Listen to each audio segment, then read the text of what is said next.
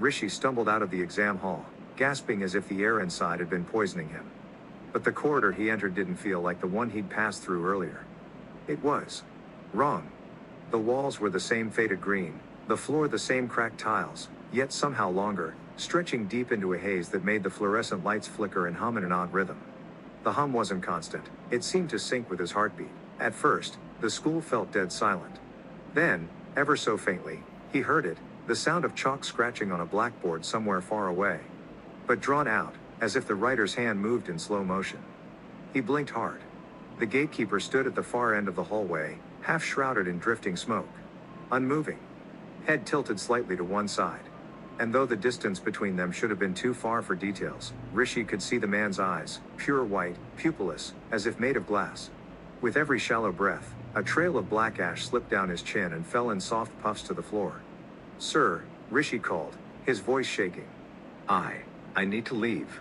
I'm late." The gatekeeper didn't answer at first. Then his head tilted the other way, creaking like an old hinge. "Gatekeeper, the paper isn't finished."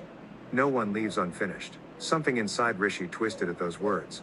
He stepped back, but his shoulder brushed against something warm. He turned. The wall he'd come from was no longer a door. It was a black, tar-like surface, glistening wet under the lights. From deep inside it, hands began pressing out, dozens of them, their skin cracked and charred, nails snapping as they dragged down the slick surface. The fingers scratched, leaving thin trails that oozed smoke. The smell hit him then, burnt meat and damp earth. Panic surged through him. Rishi bolted for the staircase, his footsteps echoing unnaturally loud, like the sound was trapped in the air around him. Each landing he crossed had black scorch marks in the exact shape of human bodies curled in pain. As he neared the ground floor, a rhythmic tap-tap-tap began behind him. Not footsteps. Heels. Deliberate, slow, each one snapping against the tile in a sharp click that pierced through the humming light. He didn't dare turn. At the main gate, thick iron bars stood between him and the outside world. Through them, he could see the road, dark and slick like after heavy rain. His bike sat idling, its headlight pointed right at him, but the beam didn't cut through the gate. It just ended. Like the air beyond was solid. The tapping stopped. Breath, cold and wet, brushed his ear. A skeletal hand, skin hanging in burned strips, slid onto his shoulder. Its nails, long, black, and curved, pressed into his shirt fabric, not tearing skin but threatening too. He turned slowly. The teacher stood there. Or what was left of her. Her skin was gone in patches, exposing pale bone along her jaw and cheek. One eye was a hollow socket from which fine black ash drifted like sand in an hourglass.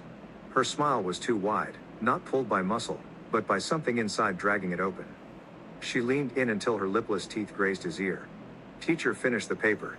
Or finish here." The lights above them shattered, one by one, exploding in a path toward the staircase as if something unseen was rushing closer. In the flashes of darkness, Rishi saw movement at the edge of vision. Students, their uniforms scorched and clinging to half-burnt bodies, crawling on all fours down the walls and ceiling, their mouths open in silent screams. The smoke thickened, curling around his legs. And then, the floor wasn't there anymore. He fell. Not through a staircase, but into a slow, weightless drop surrounded by exam desks. On each desk sat a version of himself, head bowed, writing endlessly, skin drying and cracking with every second. Somewhere far above, the teacher's face appeared in the void, larger than life, her voice echoing through the darkness. "You left it blank, Rishi. That's why you're staying." At dawn, the school stood silent in the morning mist. The villagers who passed by swore it had been abandoned for years. But inside, the police found one thing in the main hall, a single answer sheet. Questions 1 through 4 neatly filled. Question 5 written in jagged, frantic strokes, "I am still here." Below it, Rishi Sharma. And faintly, in the margin, smeared in something darker than ink,